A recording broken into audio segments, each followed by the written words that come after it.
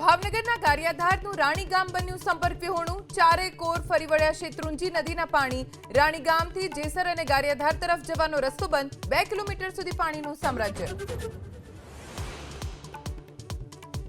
મેઘરાજાની મહેર બાદ અન્નદાતાએ કરી વાવણીની શરૂઆત. ખેતરનું પૂજન કરીને બળદને કુમકુમ તિલક કરી મગનો સાથિયો કરીને ખેડૂતોએ જોડ્યા હળ.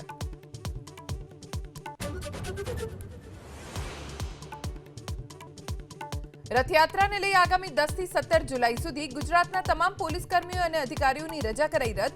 અનિવાર્ય સંજોગો સિવાય કોઈને નહીં મળે રજા.